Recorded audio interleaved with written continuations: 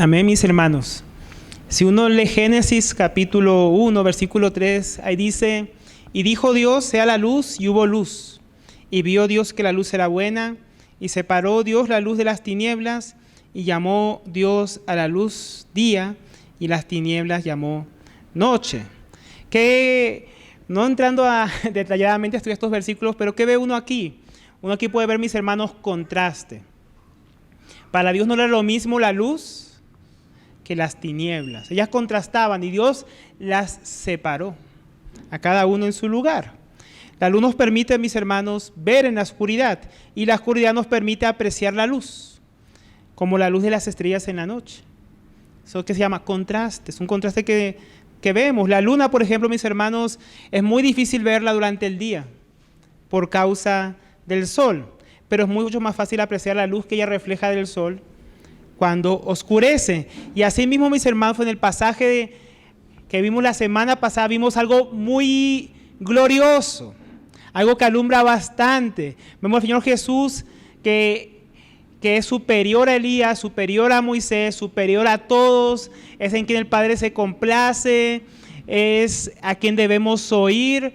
Una gran gloria, una gloria que dice que vieron resplandecer los apóstoles, vieron transfigurarse frente a ellos al Señor Jesucristo. Ahí vimos la gloria del Hijo de Dios. Y vimos un poco de oscuridad. El Pedro, ¿no?, diciendo, no, hagamos una enramada para ir el otro. Y en esa oscuridad de Pedro, ese error de Pedro llevó a que el Señor Jesús fuera aún más exaltado por la voz que vino de su Padre. Hoy vamos a ver un contraste, mis hermanos, que nos permite seguir viendo la gloria del Hijo de Dios. Vamos a comenzar ahí en el versículo 37 para aprender, porque, mi hermano, cuando uno ve esta sección, uno ve que aquí, bueno, ya viene haciendo esto Lucas, él está haciendo un contraste entre escenas. La escena que vimos la vez pasada va a contrastar bastante con la que vamos a ver hoy, y ahí es donde vamos a ver las enseñanzas, en esos contrastes, esas diferencias. Versículo 37 nos cuenta como la continuación de lo que vimos la vez anterior. Dice: y aconteció que el día siguiente ¿de qué? Lo que estudiamos la vez pasada, la transfiguración del Señor Jesús. Dice: cuando bajaron del monte el día siguiente, una gran multitud les salió al encuentro. Todavía había pasado un día, eso fue en la noche, había pasado toda la noche, y el día siguiente, cuando ya hubo luz, ellos descendieron. Acordémonos que él había estado con Pedro, con Juan y Santiago, y ellos habían presenciado lo que mencionábamos ahora, esa gloriosa transfiguración del Señor Jesús. Y allí la gloria de Cristo había sido manifestada a los 3 discípulos. Habían, como dijimos, oído la voz del Padre, engrandeciéndolo, glorificando a su Hijo amado. Y ahora están bajando el monte a una realidad bien diferente, la cual van a encontrar en el valle. Una es la gloria que viene del monte, otra es la realidad que se van a encontrar bajando del monte. Una gran multitud que sale a su encuentro, que salen a recibir al Señor Jesús. ¿Y qué encuentra el Señor Jesús cuando baja y esta multitud viene a saludarle? ¿No? Esta multitud dice: ¿dónde estaba el Señor Jesús? Ahora que lo vemos, queremos estar con Él. Pero ocurre otra cosa muy importante. De entre la multitud, versículo 38, encontramos un padre desesperado. Dice: y he aquí un hombre de la multitud gritó diciendo: Maestro, te suplico que veas a mi hijo, que es el único que tengo. Entonces enseguida un hombre de la multitud sale de entre todos con gritos, queriendo llamar la atención del maestro, con súplica: te suplico que veas a mi hijo, el único, ¿no? Es un hombre que suplica por su único hijo para que el Señor lo vea y lo ayude. ¿Y cuál era el problema, mis hermanos? Y aquí empezamos a ver un poco el contraste, ¿no?, de la gloria a la miseria que el Señor Jesús se va a encontrar. ¿Cuál era el problema que había por el cual este padre clamaba por su hijo único? El verso 39, Lucas 9:39. Dice: y sucede que un espíritu se apodera de él y de repente da gritos, y el espíritu le hace caer con convulsiones, echando espumarajos y magullándole. A duras penas se aparta de él. Entonces el primer problema es la condición del Hijo único del Padre. ¿Cuál es el primer problema? Por los síntomas, mis hermanos, muchos eruditos, muchos hermanos incluso que saben de medicina, cuando ven esto, dicen que están como que lo que se está describiendo aquí, los síntomas, es como de epilepsia. Pues concuerda con la descripción que se da aquí. Lucas, como médico, da estos detalles de forma oportuna. Su conocimiento ciertamente le ayudó para describir de una manera bien gráfica los ataques epilépticos que sufría este hijo. Pero como nos muestra también este pasaje, mis hermanos, esto no era de origen natural, ¿no? Porque hoy en día también hay ataques de epilepsia, que pueden ser de origen natural, por algún problema en las conexiones, en el cerebro, o problemas en la parte eléctrica del cerebro, otras razones médicas. Pero aquí se nos revela que no es de origen natural. Porque dice, y sucede que un espíritu se apodera de él. No dice, se le apodera de él una enfermedad, un espíritu se apodera de él. Y también dice ahí que el espíritu le hace caer con convulsiones. Y al final dice, y a duras penas se aparta de él. ¿Quién? El espíritu. Entonces, aparte de las manifestaciones físicas que se veían como los gritos, los espumarajos, las magulladuras, era evidente para la gente que veía estas escenas que había un espíritu inmundo detrás de todo esto. Entonces los evangelios, mis hermanos, cuando uno ve los evangelios, ellos distinguen claramente las enfermedades naturales que el Señor Jesús sanaba de aquellas que estaban como manifestación de algún espíritu inmundo, alguna manifestación demoníaca. Por ejemplo, cuando el Señor Jesús limpió el leproso, que dijo, ¿quieres ser limpio? Dijo, sí quiero. Dijo, sé limpio.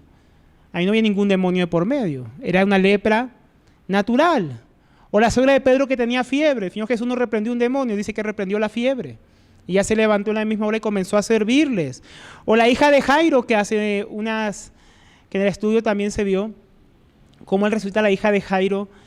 Y esa fue una muerte natural. No tuvo que el Señor reprender ningún demonio para resucitarla. O cuando levantó a Lázaro de los muertos, no tuvo que expulsar ningún espíritu de muerte, como en nuestros días algunos intentan.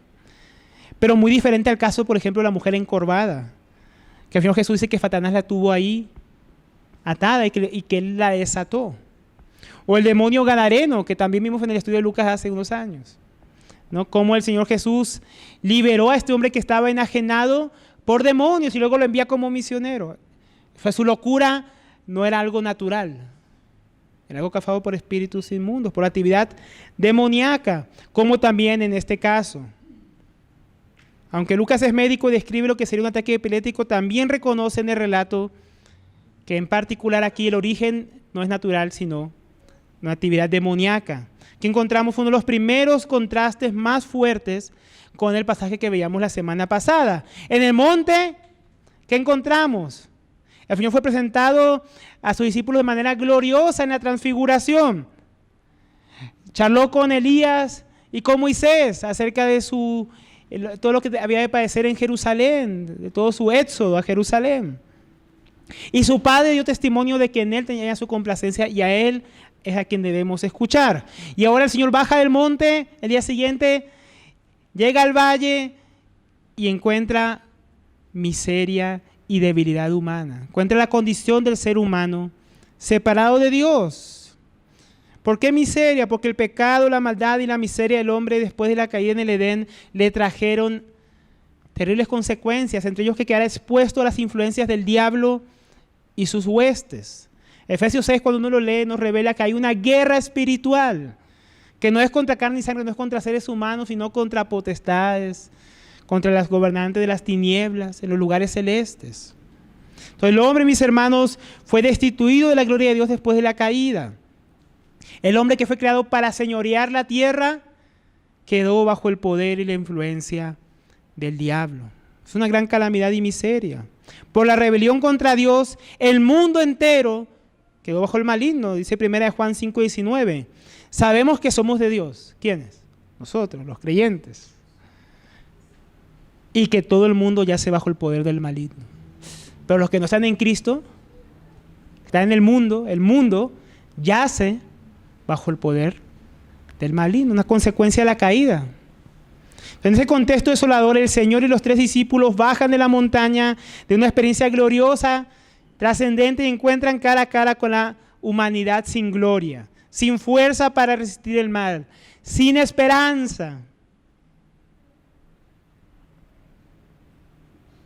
Ahora, mis hermanos, a mí ya me gustaría comenzar desde aquí a que empezáramos a ver también en nosotros estas cosas. ¿No nos pasa también eso a nosotros en ocasiones, mis hermanos, como le pasó aquí al Señor?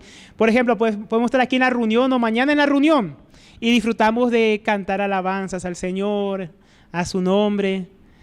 Disfrutamos de hacer memoria de Él en los símbolos y de cómo nuestro glorioso Salvador nos salvó. Disfrutamos de la gracia que nos da de hablarnos por medio de su palabra y edificar nuestras vidas. Pero nomás salir de la reunión, ¿qué se encuentra usted? Después la realidad gloriosa que a veces tenemos en las reuniones y que cantamos y que nos ha hablado y salimos aquí compungidos o alegrados o asombrados de la gloria de Dios, bajamos por esas escaleras y ¿qué nos encontramos? Muchas veces lo que se encontró el Señor Jesús. Miseria, ¿no? Vicios, pecados, un mundo que le da la espalda a Dios. O fin ir tan lejos, mis hermanos, como el mundo. A veces uno puede estar, mis hermanos, orando en la mañana, pasar un tiempo con el Señor, ¿no? Cantándole, orando, leyendo su palabra, meditando en su grandeza. Y uno apenas termina su tiempo devocional, ¿no? Y se encuentra con ciertas realidades, ¿no? Solo salir al trabajo, es solo salir a nuestros estudios, es solo subir un taxi o montarse en el bus para encontrarse nuevamente con la miseria de un mundo en tinieblas, un mundo que yace bajo el maligno, que rechaza a Dios, un mundo idólatra, que se complace en el pecado, un mundo bajo el poder de las tinieblas. O mis hermanos, sin salir de casa, solo aprender las noticias, no lo que está pasando por ejemplo hoy en Israel, solo aprender las noticias. ¿Y qué encuentra uno? Miseria, horror, que se hacen claramente evidentes. ¿Es el mundo en que vivimos? Es solo, mis hermanos, a veces terminar de orar en la casa, que nos encontramos con la miseria dentro de ella, con los efectos del maligno a veces sobre nuestros hijos, sobre nuestro cónyuge, o nosotros mismos. ¿Cómo vamos a enfrentar todo esto? A veces puede ser abrumador, mis hermanos, el mundo en que nosotros vivimos. A veces actuamos como si no fuera así, pero ese es el mundo en que vivimos. Pero a veces vivimos como si estuviéramos en una burbuja. Pero la verdad es que el ser humano, mis hermanos, sin Dios, vive en un estado muy triste y miserable, como el que vemos que se encuentra el Señor Jesucristo. Vamos a ver qué más encontró el Señor Jesús. Encuentra un padre que en su miseria, en su calamidad, busca ayuda. Una miseria que vino por causa del pecado, que trae muerte. Versículo 40. Ahora también encontramos la impotencia de sus discípulos. Versículo 40 dice: entonces rogué a tus discípulos que lo echaran fuera y no pudieron. Muy triste. Capítulo 9 de Marcos, si me acompaña, pero sin perder ahí Lucas, nos amplía el panorama para que podamos entender un poco más, mis hermanos, lo que pasaba. Desde el versículo 14. En Marcos 9, 14, sin perdernos ahí de Lucas. Dice del versículo 14 en adelante, un pasaje paralelo. Dice: cuando volvieron a los discípulos, o sea, cuando el Señor Jesús bajó de la montaña, ¿no?, donde se transfiguró, y estuvieron ahí Pedro, Juan, ¿no?, y Jacobo, vieron una gran multitud que les rodeaba. ¿A quiénes? A los 9 apóstoles que habían quedado abajo, esperando. Y a unos escribas que discutían con ellos. Enseguida, cuando toda la multitud vio a Jesús, quedó sorprendida corriendo hacia él y le saludaban, ¿no? Lo que acabamos de ver allá en Lucas. La multitud vio a Jesús y fue a correr detrás de él a saludarlo. Y él les preguntó, pero a los discípulos, no a la multitud: ¿qué discutís con ellos? O sea, con los escribas con los que estaban hablando cuando Jesús los encuentra. Y uno de la multitud le respondió, para que los discípulos le dio pena contar lo que estaba pasando. Pero uno de la multitud respondió: maestro, te traje a mi hijo que tiene un espíritu inmundo. Ahí está el padre. trae a su hijo que tiene un espíritu inmundo. Y siempre que se apodera de él, lo derriba y echa espumarajos, cruje los dientes y se va consumiendo. Y dije a tus discípulos que lo expulsaran, pero no pudieron. Entonces, aquí nos complementa un poco lo que pasaba. Entonces, aquí vemos otra vez ese contraste con el monte. Encuentran aquí, mis hermanos, al Señor a descender a sus discípulos, que no habían podido ayudar a este hombre, a este padre y a su hijo único. Aquellos que él mismo había elegido para ser apóstoles unos capítulos antes, que él había orado por ellos, los había comisionado, les dio autoridad sobre los espíritus inmundos para afanar toda enfermedad, los envió a predicar el evangelio. Rechazarlos a ellos era como rechazar al propio Señor Jesús y iba a traer juicio sobre esas ciudades si no querían recibir el evangelio. Si recibían a ellos, si recibían el evangelio, la bendición venía sobre aquella ciudad, sobre aquella casa que los recibía. Pero, y habiendo tenido éxito, habiendo expulsado espíritus anteriormente, habiendo orado y se sanaban los enfermos, y ahora no pudieron. ¿Qué pasó aquí? Tal vez mis hermanos, aquellos escribas con los que el Señor los encuentra discutiendo, estaban burlándose de ellos, diciendo, ay no, que Él es el Mesías, que ustedes son sus discípulos, entonces ¿por qué no pueden echar este espíritu inmundo? O tal vez cuestionaban que fuera posible que Jesús tuviera tal autoridad y se les haya podido dar a ellos. Tal vez estaban cuestionando el poder de Dios a través de Jesucristo, diciendo, no, Él no es lo quien dice ser. Mira, si Él fuera, entonces ¿por qué ustedes que son sus discípulos no pueden expulsar este espíritu inmundo? No sabemos realmente lo que estaban hablando. Estaban burlando o cuestionando. Pero aquí encontramos ese contraste. Mientras en la montaña el Padre proclamaba la gloria de su Hijo y revelaba a Pedro y Juan y Santiago, en el valle estos 9 discípulos se vieron incapaces de representar el poder y gloria de Dios y la autoridad del Hijo ante los poderes de las tinieblas y la necesidad que tenía este Padre y su Hijo único, ¿no? Qué triste, qué contraste. Gloria en el monte, pero impotencia en el valle.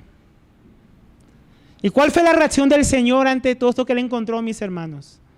Ante la miseria de este hombre y la incapacidad de sus discípulos de poder representarle fielmente.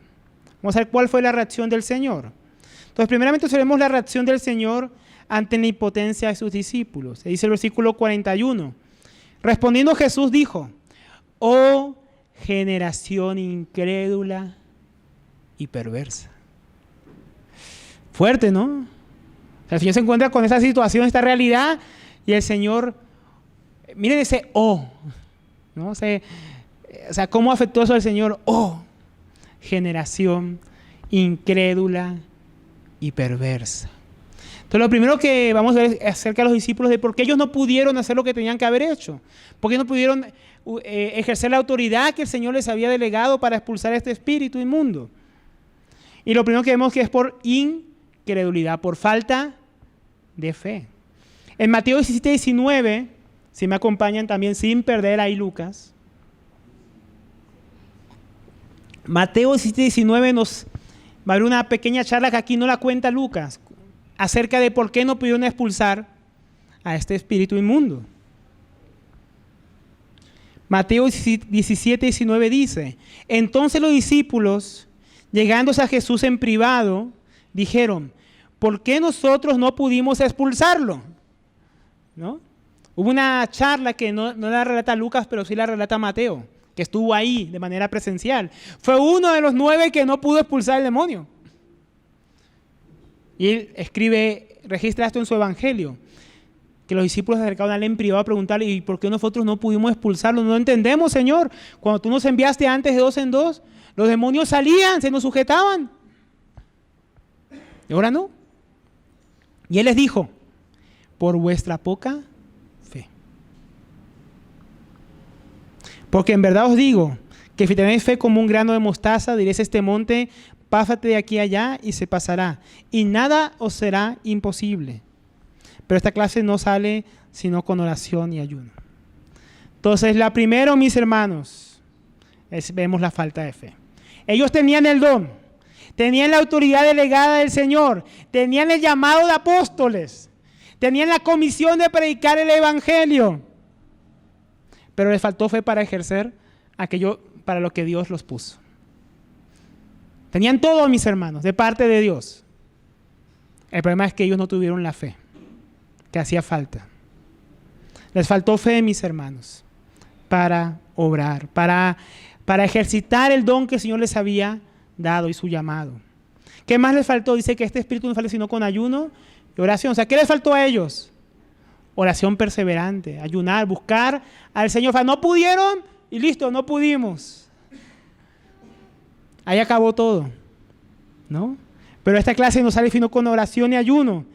El poco tiempo que el Señor se apartó de ellos, al parecer, fue suficiente para afectarles y que su vida de oración y piedad comenzara a decaer. No solamente les decayó la fe, sino también la búsqueda íntima, la comunión con el Señor. Tal vez cuando vieron una dificultad que les faltaba fe, no acudieron a Dios en oración y ayuno para buscar. Pero aunque el Señor bajara, no, cuando Jesús baje le preguntamos. Ellos tuvieron la iniciativa de orar, ayunar, ver qué es lo que estaba pasando. Les faltó fe y les faltó acudir al Padre en busca de ayuda. Yo ya les había enseñado a orar. ¿Por qué no oraron? ¿Por qué no buscaron? ¿Por qué no ayunaron? No tuvieron fe ni buscaron a Dios. Yo también tengo una aplicación para nosotros, mis hermanos. ¿Cuántas veces nosotros, como hijos de Dios, podemos tener el llamado? Como hemos venido estudiando en Efesios, la bendición de Dios, incluso responsabilidades que Dios nos ha dado, como ser padres, ser esposos, o algún servicio en la iglesia, algún trabajo. Y cuando queremos ejercitarla, no podemos. Fallamos. Fracasamos miserablemente. ¿Usted tiene esa experiencia? Yo sí. Incluso algo parecido. Yo me acordé de una experiencia que tuve en la India, donde se manifestó un endemoniado. Y con un líder que había ahí, oramos, hermano, 1 hora. Y nada, no salía ese demonio. Llegó una abuelita que era esposa de un líder de una base misionera ahí, oró en un momento y listo, hermano, salió el demonio. En un momento, ¿no? ¿Y por qué la abuelita así y nosotros no? Tal vez nos faltó fe, tal vez nos faltó piedad. No, a veces podemos tener el don, el llamado del Señor. Y aún así, mis hermanos, si nos falta fe, fracasamos.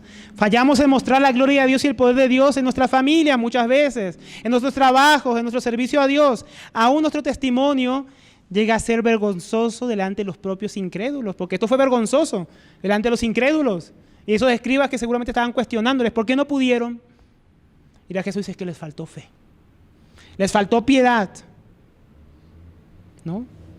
Tal vez a nosotros como a los discípulos muchas veces también nos falta esa fe. Dios nos manda por su palabra a hacer algo, ¿no? Así aquí escuchamos la palabra de Dios y somos redarguidos para vivir de cierta manera o para servirle, para involucrarnos en algo que nos está llamando, pero no confiamos. Entonces no vemos el respaldo, no vemos la gracia de Dios en nuestras vidas y en el ministerio. Somos como aquel siervo temeroso que escondió el talento, ¿no? Lo escondió ahí, bajo la tierra. Y no hizo nada con él. No tuvo fe. El Señor le dio el talento. O sea, confió en él. El Señor confió, le delegó. Mira, a ti según tu capacidad te dio un talento. Yo creo que con un talento tu capacidad da. Él no tuvo fe. Escondió el talento. Tuvo miedo, dice la Biblia. Tuvo miedo de su Señor. Y cuando llegó dijo, aquí tienes lo que es tuyo, Señor. Yo tuve miedo porque tú eres un Señor severo. Recoge donde no sembraste. Aquí tienes lo tuyo. No tuvo fe. No hizo nada habiéndole Dios dado mucho, porque un talento pues representa una gran cantidad de dinero en aquella época. Y nos habla de las muchas riquezas que Dios nos ha dado. Así sea algo muy pequeño, sigue siendo algo muy valioso. Pero a veces no hacemos nada con lo que Dios nos da. Hermanos, sin fe, la Biblia dice ahí en Hebreos, es imposible agradar a Dios. Sin fe es imposible gozar de la gracia de Dios para hacer lo que Él nos pide, lo que nos manda. La fe viene por el oír su palabra, pero debe ser ejercitada por nosotros. La Biblia dice que la fe es un don de Dios, un regalo de Dios, que viene por el oír y el oír la palabra de Dios. Pero luego que vemos la palabra de Dios, no, Abraham escuchó la voz de Dios. Sal de tu tierra, de tu parentela, de la tierra que yo te mostraré. Dijo, ay, vino la palabra de Dios. Y se quedó sentado, ¿no? Obedeció. Escuchó la palabra de Dios, que le dio fe, de que hay un Dios y que lo estaba llamando a él y a su familia, y salió. No esperó que Dios lo transportara mágicamente. Y él pudo salir porque Dios lo llamó y le dio fe. Si no hubiera salido, se hubiera quedado en Ur de los Caldeos. Cuando nosotros miramos los hombres de la Biblia, no solo Abraham, ¿a cuál Dios, mis hermanos, Dios pidió o ordenó que hiciera algo que podría realizar por sí mismo? ¿Quién en la Biblia de los que Dios llamó podía hacer lo que Dios les dijo que hicieran en sus propias fuerzas? Abraham, como vimos, no. ¿Será que Moisés tiene que ir a liberar a Egipto? Y Moisés ahí con miedo, yo voy a ir con Faraón. Yo voy a ir, Señor, yo voy contigo. Yo hablaré por ti. Tú hablarás de mi parte a Faraón. Y Moisés pudo hacer lo que Dios le mandó a hacer porque Moisés le creyó y obedeció, aunque al principio puso excusas. Finalmente triunfó la fe. Gedeón, Señor, mi familia es la más pobre de Manasés, la más pequeña. ¿Y qué le dice el Señor? Ve con esta, o sea, no con la de él, con esta, con Dios, tu fuerza. Y él le creyó a Dios. Y aun cuando Dios dijo, no, son demasiados, si solo quedaron 300, Gedeón siguió confiando en Dios. Entonces no fue porque era Gedeón ni porque eran los 300 de Gedeón. Fue porque le creyó a Dios. Y Dios le dio su gracia. A Pedro cuando caminaba sobre las aguas, él no caminó porque tendría poderes mágicos. El Señor lo llamó, pero tenía que creerle. Y cuando empezó a dudar, se hundió. Aunque el Señor lo había llamado, ¿ven? Hubo un llamado de Dios, ven. Pero él empezó a dudar y comenzó a hundirse. A Pablo necesitó mucha fe. Dice que era el peor de los pecadores, perseguidor de la iglesia. Y cuando Dios le dice, tú vas a ser un instrumento para los gentiles, yo, Señor, que perseguí a tu pueblo, tú. Y Pablo le creyó y fue usado grandemente. Y él pudo decir, he trabajado más que todos, pero no yo. La gracia de Dios en mí. ¿Por qué? Porque él confió en el Señor. Entonces, mis hermanos, sin fe es imposible hacer lo que Dios nos pide. Sin fe estamos destinados a fracasar como fracasaron los discípulos. Ellos recibieron la gracia de Dios para realizar el llamado de Dios, todos estos hombres, porque creyeron en su palabra y obedecieron. Dios los llamó y eso les trajo fe, porque viene por el oír la palabra de Dios.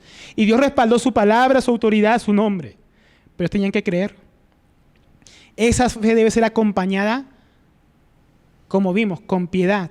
Hermanos, la fe se nutre de la comunión con Dios. Y si yo no oro, si no aparto tiempo para el Señor, para su palabra, para orar, entonces no puedo esperar que mi fe crezca, ni llevar fruto.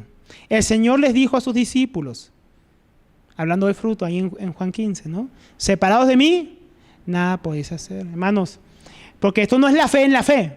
No, si yo tengo mucha fe, porque yo tengo, como los incrédulos en el mundo. ¿Cómo vas? No, voy mal, pero yo tengo mucha fe. Pero no tienen fe en Dios. No tienen piedad, no tienen comunión con Dios. Separados de nada podemos hacer. No es que si tengo fe, pero sin Dios y con solo fe, yo hago lo que sea. Tampoco. La fe depende de Dios, mis hermanos. La fe es en Dios. La fe viene por su palabra. No viene por lo que nosotros queramos que pase. La fe no es un poder mágico que funciona independientemente del poder de Dios.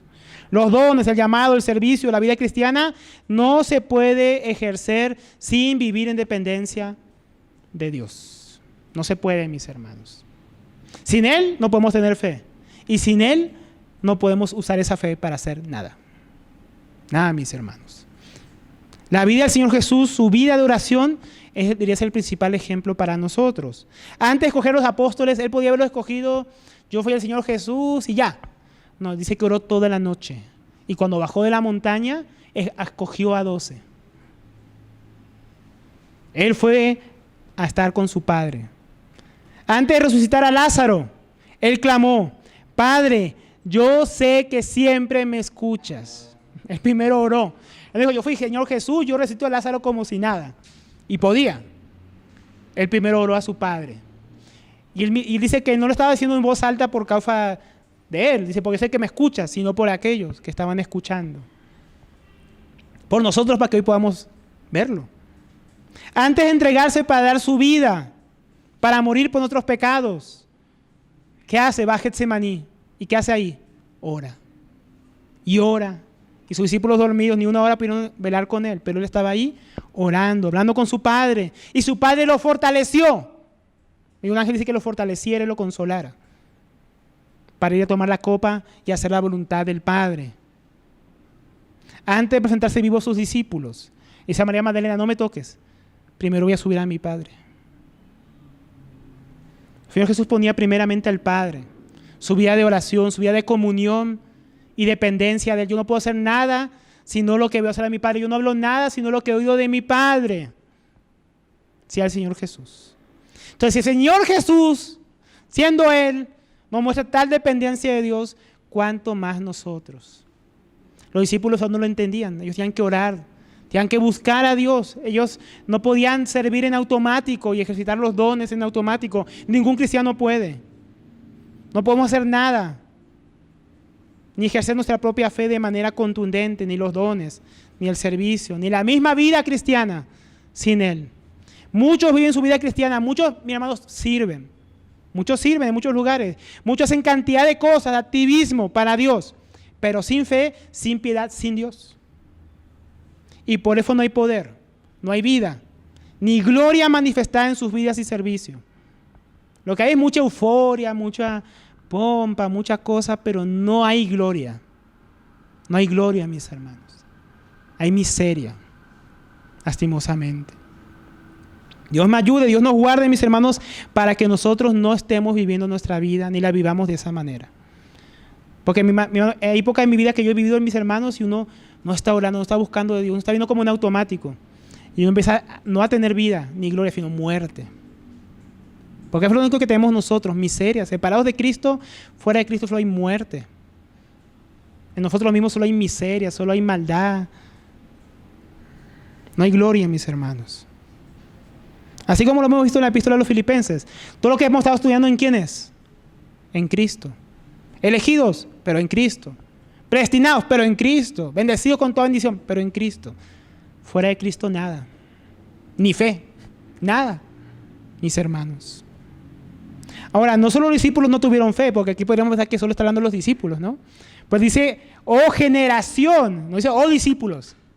Estaban incluidos ahí, porque el Señor Jesús dice que ellos también tuvieron falta de fe, como vimos en Mateo. Pero en el versículo 41, volviendo a Lucas 9, oh generación incrédula y perversa. Entonces, no solo los 9 apóstoles, sino también la generación presente que estaba ahí, toda esa multitud, eran también incrédulos. El Señor lo estaba incluyendo. Seguramente sus escribas mostraron que estaban charlando con los discípulos, discutiendo cuando llegó el Señor Jesús. Estaban con incredulidad. Porque vieron que no vieron el respaldo, los discípulos no pudieron hacer nada. Seguramente ellos estaban incrédulos, escépticos. Los discípulos no pudieron, ahora viene el maestro, ¿será que él puede? La reacción final de la multitud, al final de lo que vamos a estudiar hoy, de maravillarse el poder de Dios, muestra que eran escépticos y se sorprendieron cuando vieron el poder de Dios. Uy, él sí pudo. Quedaron sorprendidos. Parece que ellos no tenían mucha expectativa de que Jesús hubiera podido hacerlo. Hasta que lo hizo y quedaron maravillados del poder de Dios.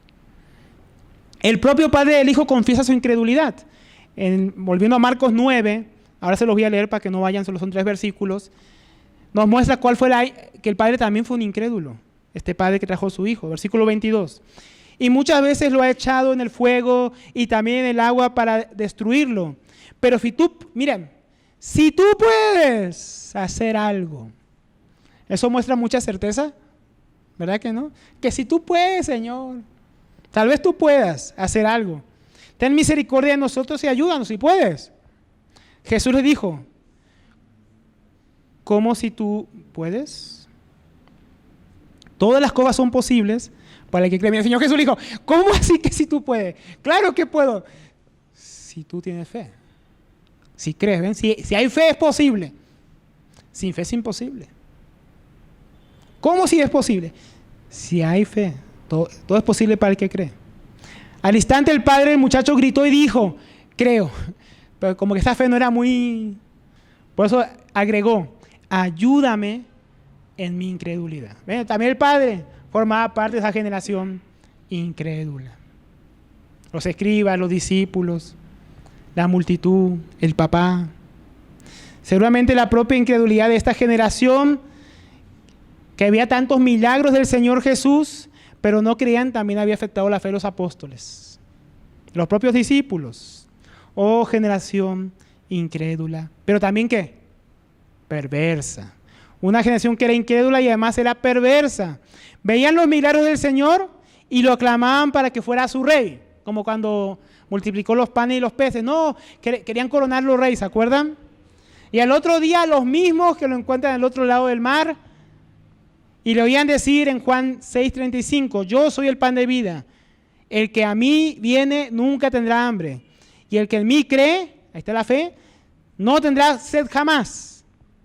Mas os he dicho que aunque me habéis visto, no creéis. ¿No? Es la generación incrédula y perversa, que veía hacer grandes milagros al Señor, pero no creían.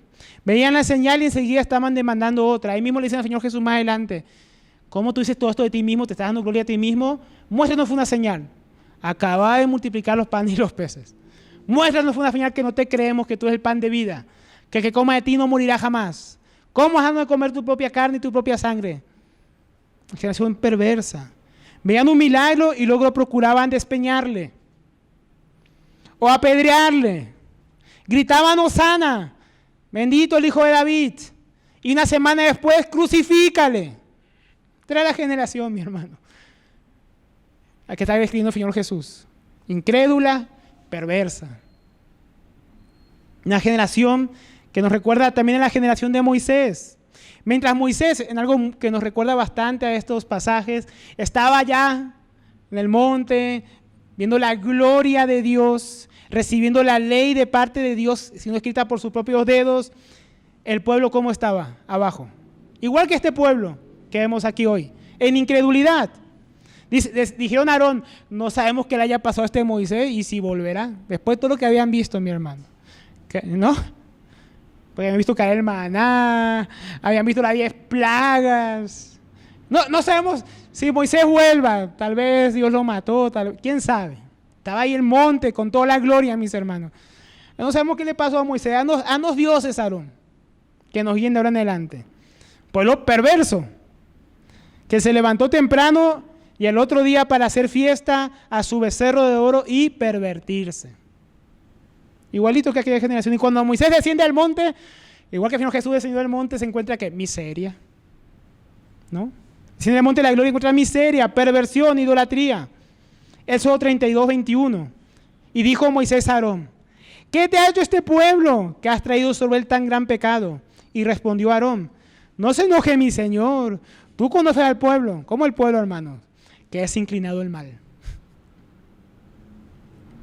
Porque me dijeron, haznos dioses que vayan delante de nosotros, porque este Moisés, el varón que nos sacó de la tierra de Egipto, o sea, no era Dios, fue Moisés. No sabemos qué le haya acontecido. Y yo le respondí, ¿quién tiene oro?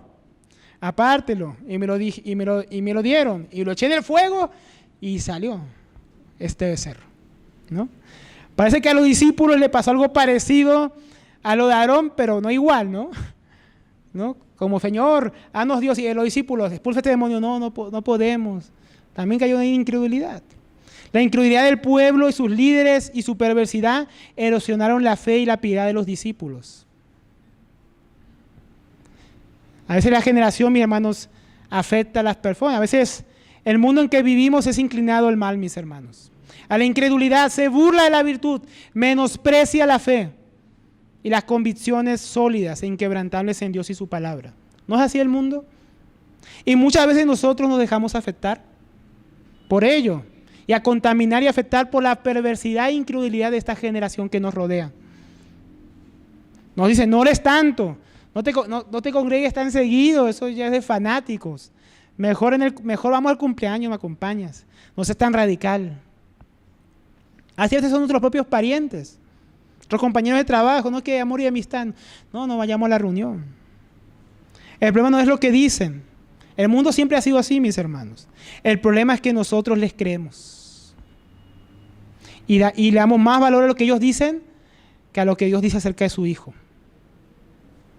Que a él, veíamos la semana pasada, ¿a quién tenemos que oír? A Él. A Él. No al mundo. Cuando vimos al mundo, vamos a ver como los discípulos. Les faltó fe, les faltó piedad. Empezamos a escuchar al mundo, empezamos, ¿para qué oro tanto, no? Se congregase tanto. Muy extremo. leer tanto la Biblia, ¿para qué? ¿No? ¿Cómo voy a divertirme con mis amigos del mundo, a salir con ellos? Pues no es tan malo tener un amigo, que mi mejor amigo sea un estilista gay, que mi mejor amigo sea el más mundano del barrio. Eso no tiene nada de malo. Y empiezan a contaminar nuestro corazón. Porque en vez de nosotros predicarles el evangelio, que es lo que queríamos hacer si son nuestros amigos, empezamos a dejarnos contaminar por la incredulidad y perversidad del mundo. No hay que ir a Cristo, no al mundo incrédulo, no a la impiedad, no a lo que nos rodea. Intentamos mantener nuestros ojos en Cristo, si no nos vamos a hundir en incredulidad, en frialdad espiritual. Y miren lo que sigue diciendo el Señor Jesús: ¿hasta cuándo he de estar con vosotros y os he de soportar? Literalmente en griego sería aguantar. ¿Hasta cuándo los voy a aguantar? Parece que el Señor Jesús no muestra. Alguno podría decir, no, parece que aquí el Señor Jesús no muestra mucho amor. ¿Qué pasó el Señor Jesús? Como que esta fue la gota que colmó el vaso. Miren cómo reaccionó. Ahora, lo que realmente muestra este versículo no es eso, mis hermanos. El sufrimiento que traía la incredulidad y maldad de los hombres, entre los cuales el Señor llevaba ya 30 años, más de 30 años encarnado, era bastante carga para él. Él no comenzó a sufrir el día que llegó que murió en la cruz. Él comenzó a sufrir por nosotros el día que nació, mis hermanos. Porque Él tomó nuestra miseria, tomó la condición de hombre, se hizo siervo.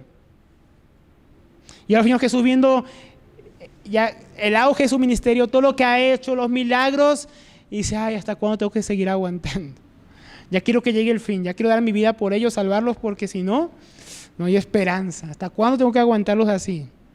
Su anhelo de terminar su ministerio terrenal e ir al Padre es lo que mostraba eso. Ya, Señor, quiero terminar el encargo que me diste y quiero volver a ti, que de ti salí. Señor Jesús no fue enviado para quedarse en este mundo, sino para salvar el mundo, no para condenarlo, pero su anhelo estaba con el Padre, en lo celestial. Nosotros, en vista de la miseria, maldad e incredulidad del mundo, mis hermanos, no deberíamos estar acomodados aquí. Deberíamos tener la misma actitud del Señor Jesús. Ay, Señor, ya quiero estar contigo. El apóstol Pablo decía, ay, sí, la iglesia, yo no sé, estoy en estrecho. Ustedes me necesitan y sería bueno quedarme con ustedes, pero irme con el Señor Jesús es muchísimo mejor. Decía, y no se estaba quejando de la cárcel en la que estaba. Es que es mucho mejor irme con el Señor que está en la cárcel. Él lo estaba contraponiendo a seguir con la iglesia. O sea, ni siquiera hablando del mundo, sino con cristianos. O sea, para el apóstol Pablo, mejor que estar con cristianos era estar con Jesús. Y acá Jesús no está comparando con cristianos, sino con el mundo. Es mucho más, él quería estar con su Padre. Mis hermanos, nosotros aquí, como también dice el apóstol Pablo, no tenemos morada fija. Tenemos que anhelar un lugar mejor, un lugar donde reine y mora la justicia verdadera. Al lado de Dios, donde ya no hay más miseria, donde somos liberados de este cuerpo de muerte. Pero otra cosa que vemos, mis hermanos, también es la compasión del Señor. ¿Qué dice el Señor Jesús al final? No, oh generación perversa y malvada, ¿hasta cuándo lo he de soportar? Sácame este hijo de acá. No, ¿qué dice? Trae acá a tu hijo. Entonces aquí nos muestra que al Señor Jesús no le faltó compasión. Él está mostrando compasión. Trae aquí a tu hijo. A pesar de la incredulidad, a pesar de la perversidad de esta generación, de la miseria y contradicción en el valle y la capacidad de sus propios discípulos, el Señor se mostró compasivo. Dijo, yo me voy a encargar. Cuán misericordioso es el Señor, mis hermanos. Este padre, como vimos antes, confesó su falta de fe y pidió ayuda. Ayuda a mi incredulidad. Y el Señor lo ayudó, no lo despreció. Hermanos, gracias a Dios que a pesar a veces de nuestra falta de fe y nuestra maldad, tiene compasión de nosotros y nos ayuda. Porque si dependiera de nosotros más, seríamos abandonados. Menos mal, Señor Jesús no es así. Muestra compasión, aun cuando a veces nos endurecemos. Aún en su disciplina, Él nos muestra compasión. Aún en sus palabras fuertes, como aquí. Él no nos desprecia a nosotros, nos ayuda a pesar de nuestra debilidad, incredulidad y nuestros pecados e infidelidad muchas veces. Como dice un pasaje de Isaías, donde vivía este pueblo en tinieblas de muerte, luz le resplandeció. Señor Jesús aquí, mis hermanos, en medio del valle, en medio de la miseria, su gloria también brilló, la de Él, porque la del hombre era solo miseria. En medio de este hombre, esta desgracia, el Hijo de Dios brillando, en donde los hombres habitan en sombra de muerte. Versículo 42. Vemos un último intento del diablo, demoníaco aquí una última ahí, como dicen coloquialmente, manotazo de ahogado.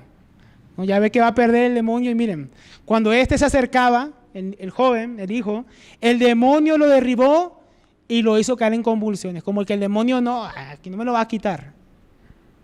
Pero Jesús reprendió el espíritu inmundo y sanó al muchacho y se lo devolvió a su padre. El espíritu inmundo quería oponerse al Señor, pero no pudo hacer nada. El Señor prevaleció. El poder del Señor fue manifestado. Su autoridad, su gloria fue nuevamente manifestada a los hombres también en el valle de la miseria. Y dice ahí después, a mitad del versículo 42, pero Jesús reprendió el espíritu inmundo y sanó al muchacho y se lo devolvió a su padre. El Hijo único de Dios le vuelve el Hijo único de este hombre nuevamente a su padre, sano, libre. Otro contraste que vemos ahí entre el Hijo único de Dios y este Hijo único que necesitaba la intervención del Señor. Y este padre que amaba a su hijo también y que lo recibió ahora sano. Qué hermoso ver el corazón compasivo del Señor en esta escena, mis hermanos. Una escena que impacta, que nos recuerda que el Hijo de Dios, mis hermanos, Jesucristo, descendió de la gloria para obrar en medio de la miseria, incluida y perversidad humana, salvando a todos aquellos que creen en Él, para llevar muchos hijos y presentarlos no aquí como un Padre terrenal, sino el Padre celestial. Dios ha dado a su unigénito, nos dio a su Hijo para hacernos hijos, nos dio a su Hijo para darnos la gracia por medio de la fe. Qué gran Padre tenemos, mi hermano, qué gran Señor Jesucristo. Él nos dio a su Hijo y ahora nosotros debemos entregarnos y presentarnos a Él. Toquemos cómo pasó todo de la miseria a la grandeza, versículo 43. Y todos estaban admirados de la grandeza de Dios. Los discípulos no habían podido, mis hermanos, expulsar este espíritu inmundo y habían dejado en entredicho el poder y autoridad de Dios, con que habían sido investidos. Y ahora el Hijo reivindica a Dios, su poder, su autoridad. Y todos quedan admirados, anonadados ante la grandeza, por la grandeza de Dios, que está encima de la miseria y pecado del hombre y por encima de los espíritus inmundos. En ocasiones, mis hermanos, el mundo se asombra cuando ve la intervención de Dios, pero no cambia, ¿no? Así cuando vino el COVID se hizo popular la frase, que es como la época de Faraón, que veía las plagas y se endurecía más. Vino el COVID y como que el mundo es más duro. A veces la gente ve la intervención de Dios y en vez de maravillarse del poder de Dios, no, qué amanecer tan bonito. Miren la gloria, miren lo que Dios creó, miren todo lo que Dios ha hecho, miren que Dios envió a su Hijo. Y el mundo ve la grandeza, pero el mundo no cambia. Esta multitud vio la grandeza del Señor, pero no iban a cambiar. Lastimosamente, se iban a quedar admirados, porque antes estaban incrédulos. Ahora nosotros, mis hermanos, no deberíamos quedarnos solo asombrados como esta multitud. Ellos vieron la expulsión de este demonio y quedaron asombrados. Y luego volvieron a su incredulidad. Nosotros no deberíamos ser así. Nosotros recibimos cosas mayores que esta multitud. Nosotros, hermanos, no recibimos una liberación de un demonio ya. Nosotros recibimos perdón de pecados. Nosotros recibimos vida eterna, reconciliación, bendición en Cristo. Todo en su Hijo, gloria futura. Una gran herencia. Nosotros debemos estar más que asombrados, mis hermanos, con la grandeza de Dios. Aunque no estamos en este cuerpo de humillación, como dice Pablo a los Filipenses 3:21, el cual transforma el cuerpo de nuestra humillación en conformidad al cuerpo de su gloria. Debemos estar asombrados, hermanos, porque Dios va a hacer algo mayor con nuestra miseria que lo que hizo con este joven. Algo mayor. Toda miseria humana, todo pecado, todo poder maligno en Cristo es cambiado a libertad, redención y poder sobre el enemigo. Ahora ya el diablo no tiene poder sobre nosotros como tenía sobre este joven. Dios nos ha libertado del temor a la muerte. Dios nos libertó de la esclavitud del pecado. Dios nos libertó de la condenación eterna. Nosotros deberíamos estar asombrados, deberíamos adorarle, deberíamos darle gracias y vivir para Él. Mis hermanos, mucho más. No nos conformemos con la miseria, hermanos, con nuestros pecados ni con lo que vemos a nuestro alrededor. Sigamos adelante. Porque Él nos ha dado mucho más y nos llama una gloria mucho más con la que vamos a ser glorificados juntamente con su Hijo. Entonces ya, mis hermanos, concluyendo, ¿qué vimos hoy? Vimos un contraste entre lo que fue la transfiguración del Señor Jesucristo, el testimonio que dio el Padre de Él y la miseria con la que se encontró. Al descender del monte, la incredulidad, la perversidad de los hombres, como la que nos podemos también encontrar nosotros en nuestros días. Pero ante todo ello, Dios nos ha mostrado, nos ha respondido ¿con qué?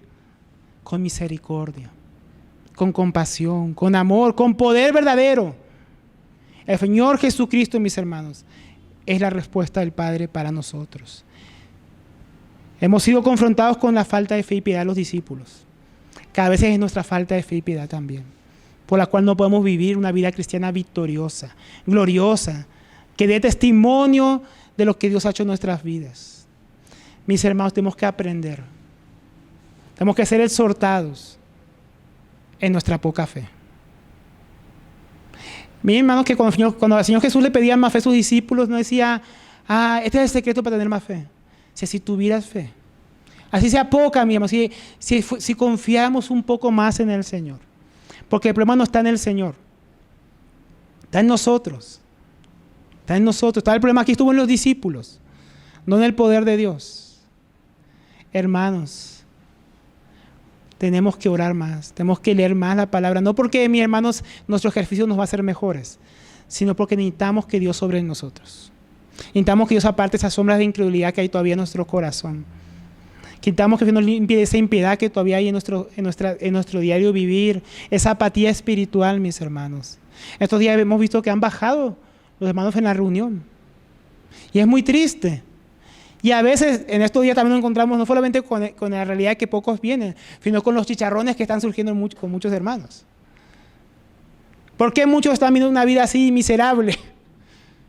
Con tanta dificultad, con tanta lucha en la familia, en el trabajo, enfriamiento espiritual, falta de fe y falta de piedad. Tenemos que volvernos al Señor, tenemos que arrepentirnos. Si nos hemos enfriado, si nos hemos vuelto apáticos, incrédulos, volvámonos al Señor. Volvámonos a Él, mis hermanos.